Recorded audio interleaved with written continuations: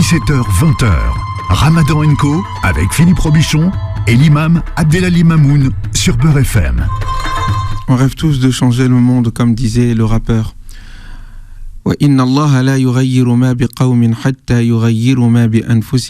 Dieu ne change pas l'état d'un peuple tant que ce peuple ne change pas, tant que les membres de ce peuple ne changent pas ce qu'ils ont en eux-mêmes. C'est les élections. Au Sénégal, un pays que beaucoup ne connaissent pas. Et peut-être pourriez-vous dire, mais qu'est-ce que cela vient faire dans une chronique en plein milieu du Ramadan ? Mais il s'agit de changer le monde. Il s'agit de se prendre en main. Et les Sénégalais, durant 2 ans, ont dû lutter. Nous sommes arrivés à 60 morts et des difficultés en raison de la présence de gaz et de pétrole. Comme dans tout pays se trouvant dans cette situation, des mainmises étrangères tentent d'imposer leurs dirigeants, tentent d'imposer leur monnaie, tentent d'imposer leurs multinationales. Et les populations qui majoritairement jeunes, majoritairement pauvres, sont obligés, ne pouvant profiter des ressources qui sont exploitées au profit d'autrui, que de prendre la mer et de venir se noyer sur nos rivages, sur la Méditerranée, qui est devenue un véritable cimetière.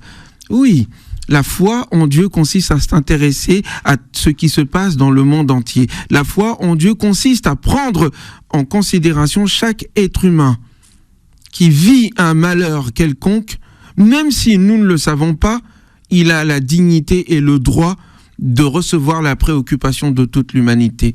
Donc, au Sénégal, des élections ont lieu. C'est une bataille qui s'inscrit dans une guerre plus globale où des populations veulent sortir enfin de la colonisation, veulent sortir enfin de l'exploitation. D'aucuns pense que nenni, il y a des indépendances. Je vous dirais que ce ne sont que des indépendances factices, des indépendances de papier, puisque les conditions même de la colonisation restent présentes. Des frontières bien dessinées qui coupent les peuples en plusieurs morceaux, une histoire particulière autour d'origines factices qui n'ont rien à voir avec la culture, la civilisation de l'ensemble de ces peuples des régions ou de la région dans lesquels ils habitent, et une volonté d'avoir la main mise sur leur diplomatie, la main mise sur leurs frontières, la main mise sur leur armée, la main mise sur leur diplomatie, pour enfin pouvoir exploiter au mieux les ressources et détourner ainsi la production locale pour servir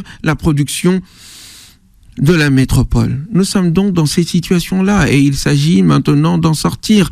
Nous sommes à la fois Français et issus du Sud, Européens et Africains.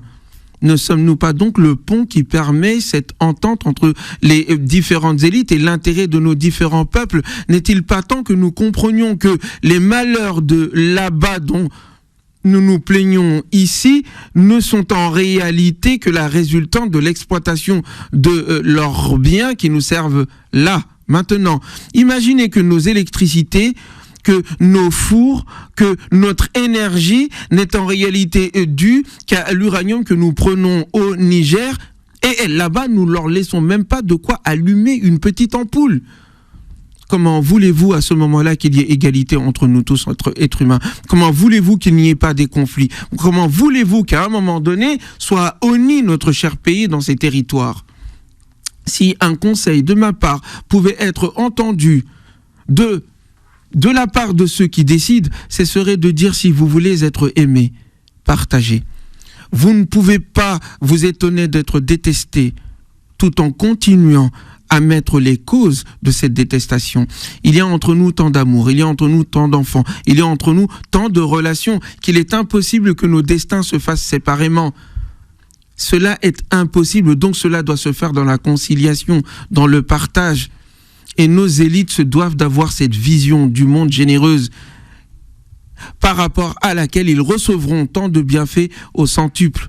Il y a élection, il y a nécessité de se choisir des dirigeants qui soient à l'image de la population, à l'image de ce que veulent les peuples, la vraie donc démocratie. Et nous devons de soutenir toutes ces ambitions. Nous devons d'être du côté des peuples. Nous devons d'être du côté de la démocratie. Nous devons d'être du côté d'une république qui appartient réellement à ces populations. Est-ce que c'est en lien avec la spiritualité? Mais tout ce qui fait du bien à l'humanité est dans la spiritualité. C'est aujourd'hui les élections et nous souhaitons qu'il y ait paix dans ce pays. Nous souhaitons que les choses s'arrangent et se règlent sans combat, sans tuerie, sans dispute allant jusqu'à la guerre civile. Il y a un risque de déstabilisation. Nous souhaitons que ce pays règle son problème comme ce fier peuple nous l'a montré, dans le calme, la sérénité, à travers un vote, des règles connues de tous, un débat de fond et l'acceptation de la victoire sans qu'il y ait contestation pouvant virer jusqu'au conflit. Nous le souhaitons, nous le voulons. Cela est bon pour nous en France, cela est bon pour tout le continent africain et surtout, cela est bon pour l'humanité. Parce que l'humanité est une seule et même famille. Son créateur est unique, l'univers est unique, l'origine est unique, le devenir est unique, nos intérêts sont eux aussi uniques.